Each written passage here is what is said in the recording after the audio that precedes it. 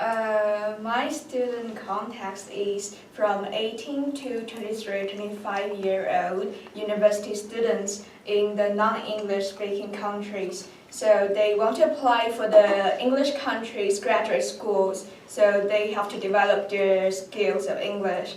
And they have the intermediate high or above listening and speaking skills. And today what I'm going to do is about the debate. And we are going to have an impromptu debate. And since last time I already taught them about the school uniform. This time the topic will be the school uniform. Yeah, and I think, since we are going to have the debate for 2 minutes for each person, so I may not have complete the wrap-up part. Yeah, it's just about 5 questions that go over what we have learned about today. Okay, so maybe I should start. Okay, good afternoon everyone. Since last time we've already talked about the school uniform, today we're going to do an impromptu debate on this topic. So now I'd like to show you a video and you have to answer these 2 questions. So make sure to take the good notes. What is a debate? What are the 2 sides of debates? Are you ready? Mm-hmm. Okay, let's go. Hello, and welcome to an introduction to the debate. Now you might be wondering, what is a debate? Quite simply, a debate is a form of disagreement. Typically, a disagreement has 2 sides, pro and con. The pro side is in agreement with the issue in question. The con side is opposed to it. In a formal debate, the pro side is referred to as the proposition, and the con side is known as the opposition. Sometimes disagreements can escalate into all-out fights, but not in a formal debate. Formal debates are civilized. Opponents express their beliefs with words, not fists.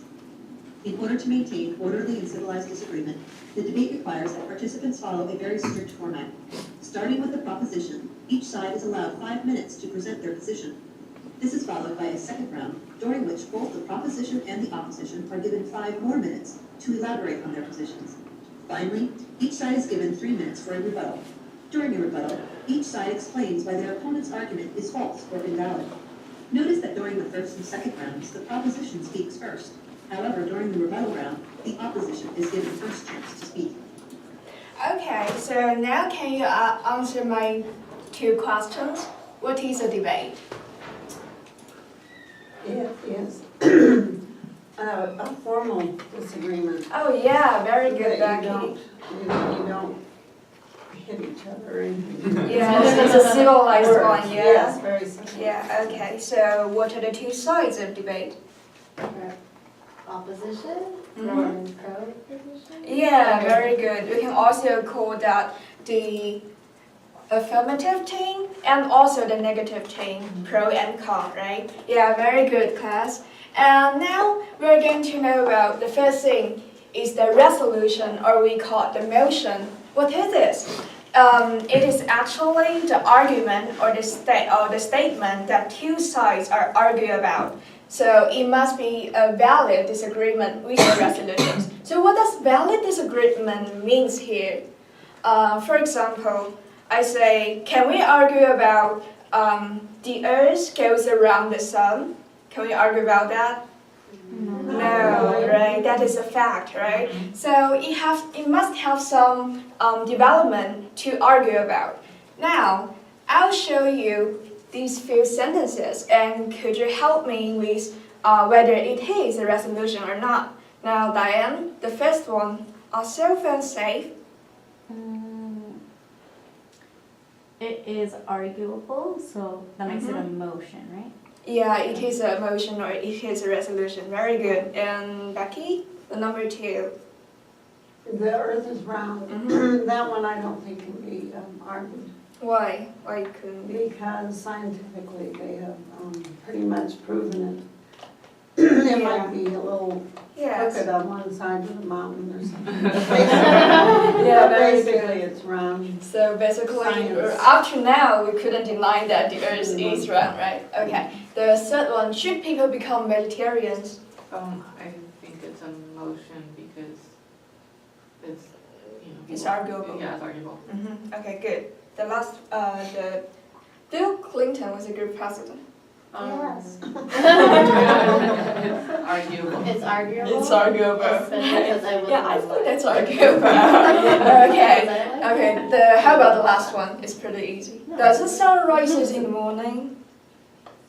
Yes. Yeah. So it is or it is not. It is not. It is arguable. not. Thank you, Diane. Yeah. Thank you. Okay, let's keep going on. So today our topic is school uniforms and students. So could you help me with how should we make the resolution for today? Should students wear school uniforms? Yeah, very good. Should students wear school uniforms or should students have to wear school uniforms? It's the same.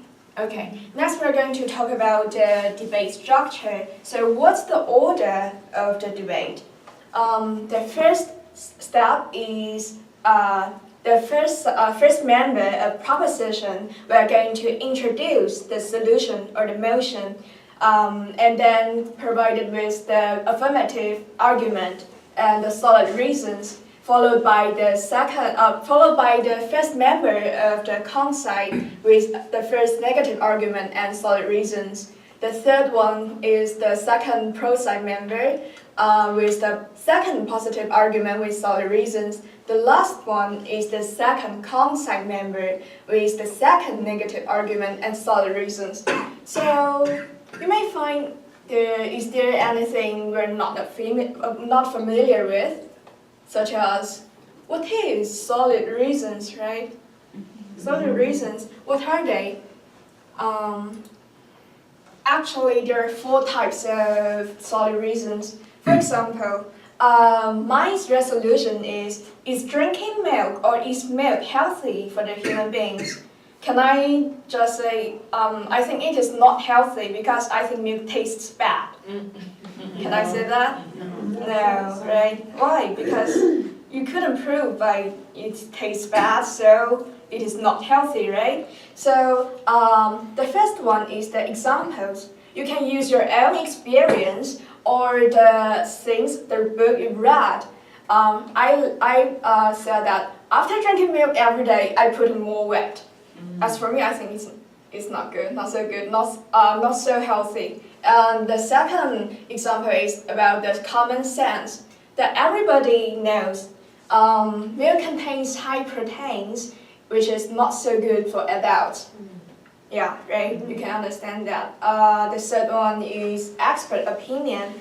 That is the one you cited from the books or the research the scientists have used. Here I've cited that most dairy cattle are injected with a cocktail of hormones to artificially increase milk production. That's kind of long words, right? But most dairy cattle are injected. Injected is like putting a needle with the artificial stuff. You can know that that is not so good for us to drink the milk contains that kind of artificial stuff, right? So the last one is about the statistics, data or numbers.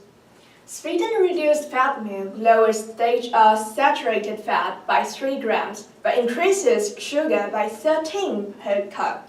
So it can tell us whether, although the milk is reduced fat, it is good or not. It is not so good, right? By increasing 13 per gram.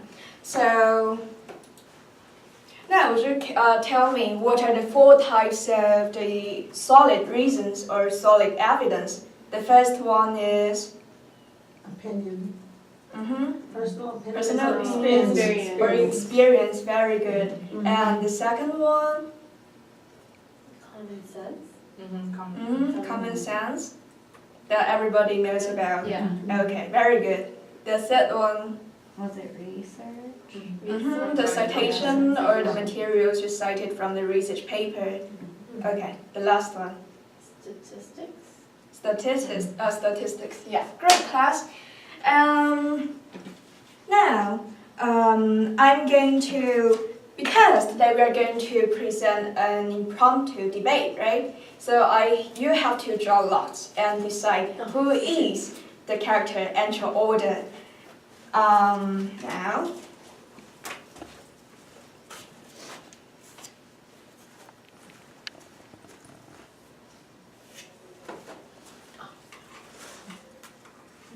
Have we got it? Yeah.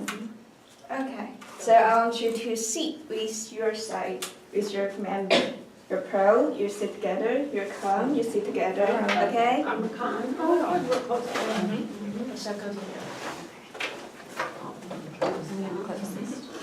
Sorry. Okay. And right now, I'm handing the materials for pro side and con side.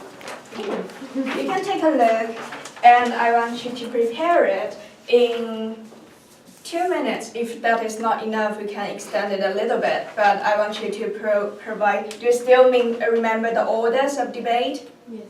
The first one is Orders of debate is pros or pros? pro. Yeah. Mhm. Okay. Pro what he's going to or she is going to do. Yeah. What the first member of pro side is going to do. She will introduce the The topic. resolution Oh. and then providing with the first argument with the solid reasons, right? Next, who is next? Con, it's the Mhm. first con. The first con, providing with the first opposite argument with the solid reasons, and then followed by the second member of the pro side with the second argument and the solid reasons. Last one is the second member of the con side. Okay, let's begin. You have got two minutes first. Okay, well, what do you want to say? Okay, so I hate to like I kind of like this one. to like believe in this thing. I know. Focus on their oh, this one's okay. School universe considered focus on their education and purpose. That's good, okay. Quickly to create a level playing field among students, reduce peer pressure. I guess so. Yeah, I've never a really. student wears like ugly clothes. You're right, you're right. I'm sure they'll find a way to. Yeah. Let's see, where do you Becky go Friday? No, I don't think really. So you make proof attendance in this one? I'm not really sure how that's gonna correlate. Oh, I guess yeah. Yeah, I guess so. In my school, we waste a lot of time looking at crop-ups and people. Oh, really? Oh, okay. That makes sense. School uniforms prevent the display of gang colors and insignia. I mean, like, you don't, People don't really wear gangs. no. Yeah. I mean, even if it is, it's like red and blue, the only thing I can think of. Like, that's everything. People don't wear it like on purpose. School uniforms make getting ready for school. Yeah, that's true. Oh, school uniforms do not save money, by the way, because I spend a lot of money on them. Most parents, educators support mandatory school uniforms. I didn't know that. Students' legal right to free expression remains intact even with mandatory school uniforms. You don't need to always follow the pattern. You don't ask them to By teachers and peers. I think by teachers, not necessarily. Peers, students can express their individuality. Schools were introducing variation in how to get society. No. Okay. Wait, well, that's pretty good. Yeah, okay. We have Have you a decided your argument yet? Yeah, I put some stars on this. Thank you. I was like, oh my god, where did we do? Yeah, so we like this two. So then would I pick two and then she would pick two maybe? Yeah. Do we need just one? Yeah, 2 is also okay. If you can make it in 2 minutes, I think you can make it. Oh, okay. Okay. Oh, so I have to talk to them. Okay, Oh, so which two do you want? Which one do you want? I'll do the, are you good? I'll do Or this you need one. more time? Oh, no, we're good. We're good. Okay, perfect. Also good, or you still need more time? It's okay? Oh, getting ready for school easier and then policies, custom. Okay, guys, are you ready? Yeah, I think you're ready. Like, Okay, it's a little bit nervous, huh? Okay. First, who is the first member? Okay, Diane. Okay, begin. Okay, so we are pro school uniforms. The reason we are pro school uniforms is because School uniforms keep students focused on their education and not their clothes. I think sometimes wearing fancy clothes and the most hip clothes is often distracting, and maybe students look at other students and feel a type of jealousy, maybe because of like their economic status. They think like, oh, my parents couldn't afford me to get me those newest Nikes, but that girl has them, and now that creates jealousy and friction in the class. Leading to my second point, that school uniforms will create a level playing field among students, reducing peer pressure and bullying. Maybe if students have different styles, there's often discord between each other about how maybe someone is not wearing the coolest outfits while the other kid has the nicest, most expensive outfit. And like wearing school uniforms would promote a healthy school environment. Still 1 minute. Yeah. Okay. I should have slower. Is there a statistic on it? A study by the University of Houston found that elementary school girls' language test scores increased by about 3 percentile points after the uniforms were enforced. That goes hand in hand with how students are now more focused on their education because they're no longer being distracted by what other people are wearing.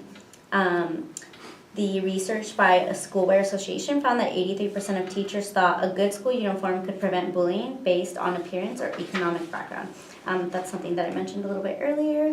It creates like that level playing field. And ultimately, 10 seconds. I think we're good. yeah, that's Yeah, not you're good. Right, it's a nest. Right. Okay, who's next? Becky, I am. okay. We're over here, we're against school uniforms, and we were just hearing that it stops bullying. Well, I've seen research specifically by a PhD from Brock University. And I can quote here, he says, overall, there is no evidence in the bullying literature that supports a reduction in violence due to school uniforms. And they actually found that average number of assaults in schools where they wore uniforms went up 14%, and it was violent behavior. As far as affordability, I think there's a lot of parents that really can't afford to buy the uniforms, and hopefully there's programs in place where the state or the city or county where they live can help the parents if we were going that route. But since we're arguing against it, it seems that let's see. 30 seconds. 30 more seconds. 40. 40 seconds. The argument about attendance going up if kids are wearing uniforms wasn't validated either in the research I saw at Virginia Polytechnical Institute. In the state of Virginia, they said that among sample 10th graders, they found no effects of uniforms on absenteeism or behavior problems. And let's see. Okay. What's that?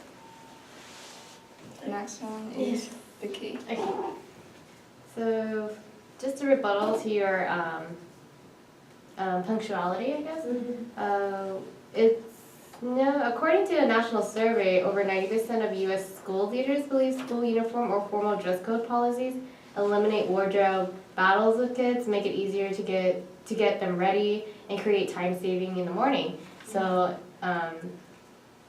they don't have to think about what they have to wear, or like time consumes to even put on whatever you have, or maybe you didn't prep it before time, so the school uniform there already, you have to wear it what you have.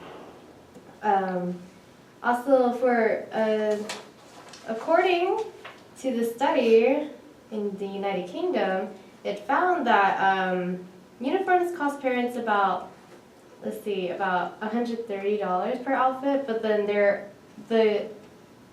the issue wasn't that it would cost more, and it seems like a lot of money, but actually what it is that it's saving your kid from wearing one outfit per day, so you don't have to buy them more clothes. You already have the outfit for that school. So essentially, you're saving money because you already bought them the clothes, and they don't have to buy more clothes to wear to school. 43 seconds. All right. So, okay. So, uniform policies can also save valuable class time because they don't have to enforce the dress codes for the school. You have times where students were pulled out just because they're wearing, like, I don't know, a crop top or like a short dress or a short skirt, and then that saves, because of these uniforms as enforced, they save them time from like going outside, detention, who knows what, changing clothes, and that uniform enforces that idea. Okay, I'm finished. Okay, good. Okay, so in regards to, what you're saying about saving money, so Americans spend around $1 billion on school uniforms every year, and if you already look at the education budget, like a lot of it is being cut for government, and so you're asking parents to spend money on like something that could be used instead to focus on adding to that education budget. Like, what about instead of having uniforms, we could go after getting smaller class sizes, tightening the security if it's necessary, increasing the parental involvement, or improving the facilities and other measures. Yeah, so Tom Houlihan, former superintendent of schools in Oxford, North Carolina, stated that school uniforms are a distraction from focusing on systematic and fundamental transformation to improve our schools. And even as far as the punctuality, like, if it's helping you save time to get to school, that's great, but if you don't even want to do good at school, what is the point of getting there on time? In that same article that Becky mentioned, with Rusma, the professor of sociology at Virginia Polytechnic, she says that the negative effect of school uniforms she found a negative effect of uniforms on academic achievement, and later found that uniforms were equally ineffective on elementary students and 8th graders.